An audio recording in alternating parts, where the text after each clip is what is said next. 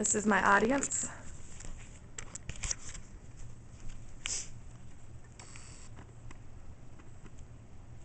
The Earth is dying.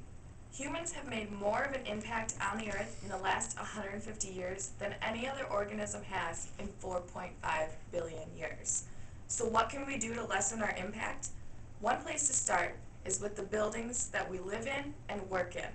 And one of the most important things an architect must be aware of is how to design sustainably.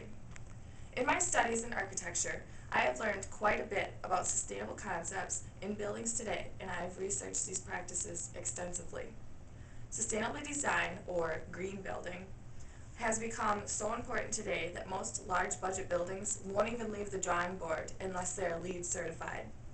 This means that they have passed certain criteria and receive a rating based on how sustainable the design is. 3 areas of sustainable design that I find interesting and will be talking about today are natural lighting, glass buildings, and passive systems. There have been many studies done that show that people respond better to natural lighting than artificial light. Using the sun as a light source also cuts down on electricity usage, but it is a challenge to bring light into large buildings and also control it. One way that designers control light is with light scoops or light wells. These look just like what you would expect. They are structures that are usually on top of a building that bring light into the space below through their curved shape. This is good for the inner recesses of buildings where light from windows would not normally reach. Light scoops can also be designed in a way that they add character to the building.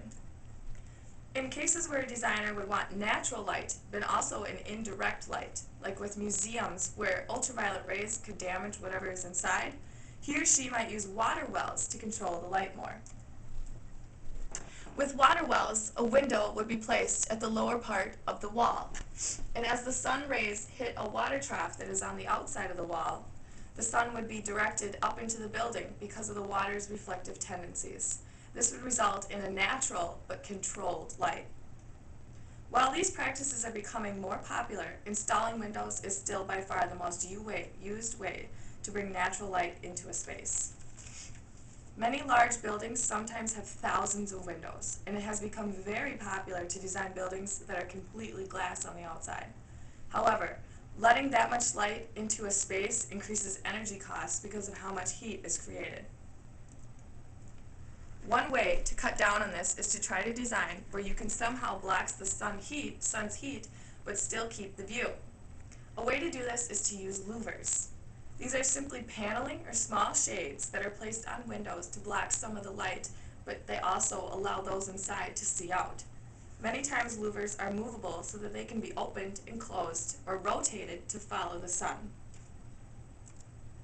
Louvers have also become a way that architects can express themselves and make a building unique, much like the Aqua Tower in Chicago, where the louvers or sunshades are designed in such a way that the building looks like water is dripping down.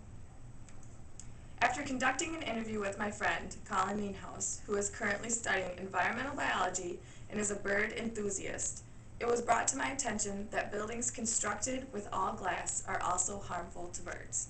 Birds cannot see the windows because it reflects the landscape, and then they fly into them and die. According to birdsandbuildings.org, over 1 billion birds die each year from flying into glass skyscrapers. To combat this, engineers have recently come out with a type of window that looks different to birds so they don't fly into it. While humans cannot see ultraviolet light, birds can, and the windows are treated so that birds see a crisscross pattern over the window, while humans see nothing. These systems that I have spoken about to cut energy costs or save wildlife. However, some systems are even better at slashing energy costs. A passive system is defined as an assembly of natural and architectural components which does not use any electricity from the grid to heat, cool, or ventilate a building. One passive system that is becoming more widely used by landscape architects is green walls. A green wall is a wall or in a space inside a building that is covered in vegetation, usually plants that give off a lot of oxygen. By doing this, The building would not need as much mechanical ventilation because the vegetation would take in carbon dioxide and give off oxygen, thus providing fresh air for those inside. Another system that is passive is using a double skin on the outside of a building. This is usually used on very tall skyscrapers and in climates where the walls would get a lot of direct sunlight. A double skin is simply another wall about 6 inches to a foot on the outside of a building. This creates a pocket of air that surrounds the structure. When the sun comes in through the glass wall, it heats up the air inside this pocket and creates a convection current. This current rises up and pulls hot air with it up the top of the building. The current circulates throughout the building, and not only does it cut down on cooling costs because the hot air never reaches into the building, but the current pulls air out of the building and thus naturally ventilates the building also. Using one or more of these concepts in a building can greatly reduce its environmental impact. Maybe in the near future, every new building will be LEED certified and off the grid, and the impact that humans have on the earth will be lessened just a little bit. Some of the ways that a building can get off the grid are to use natural lighting, glass, and passive systems. The earth can be saved if everyone does their part to help.